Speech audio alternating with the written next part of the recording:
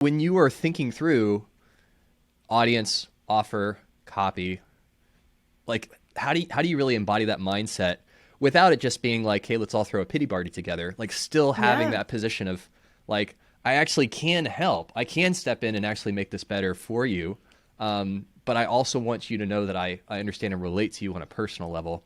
How do you strike that balance in your approach to empathizing and then also in writing?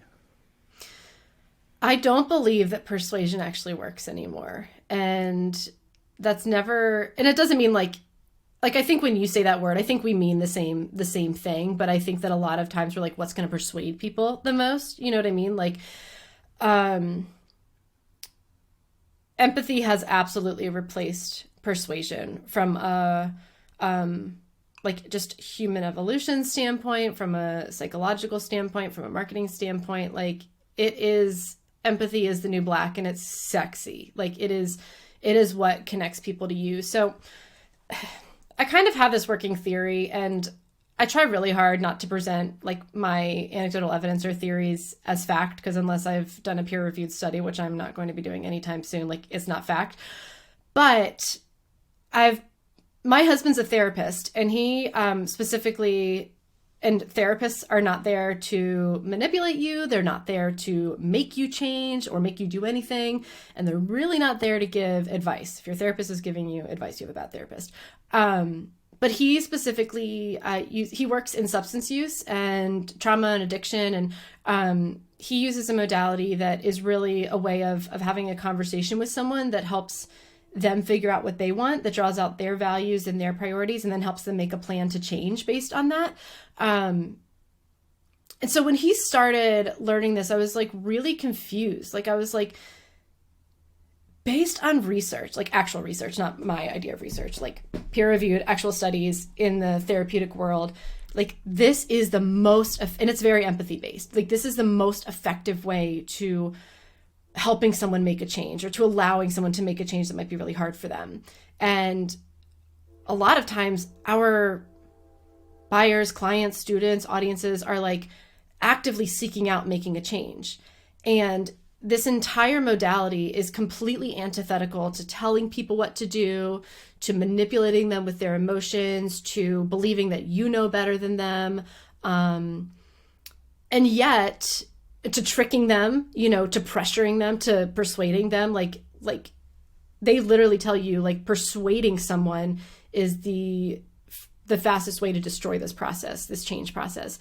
And but then I look at like the six what are they called, like the six influence weapons of influence, that we all use: the urgency and scarcity, the social proof, the law of reciprocity. And it's all about manipulating someone. Like if I tell someone I'll give you this, then you feel obligated to give me this. That's manipulation. But that's what most of our sales tactics are still based on. So I kind of had this crisis of like, wait a minute, this is what research says like actually works with people who are wanting to make a change, and it's actually faster and easier and better and in their best interest. But like this is what all the marketing says, and all the advertising knowledge that we have. Like where's the disconnect? And I was actually like workshopping this with my husband, and he was like, well, like when was all of that stuff written? I was like, well, honestly, mainly the 50s, like Mad Men, and then kind of like revised in the 80s. And he was like, okay, well, what were they selling? And I was like, cigarettes, ties, housewife dresses, like products, right? Things that either you were addicted to, or that related to status, or like the risk was kind of low. And most of us are not selling cigarettes and ties.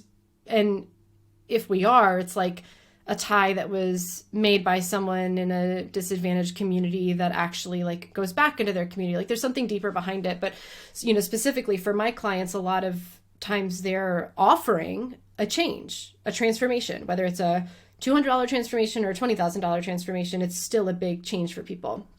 And I think that there is a really, really, really big difference between manipulating someone to make a one-time purchase at, like the dollar bin at Target, versus if I buy this course or this program, I'm committing to a different version of myself.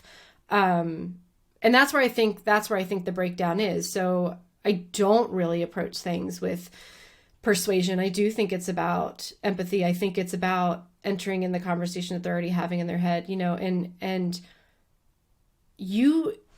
it's about giving them the information that they need to make a confident decision. Well, hey there. I hope you enjoyed that clip from the Honest Marketing Podcast. If you want to watch the entire episode, you can click right here and watch it right now. And don't forget to subscribe to the YouTube channel so you get new videos every single week.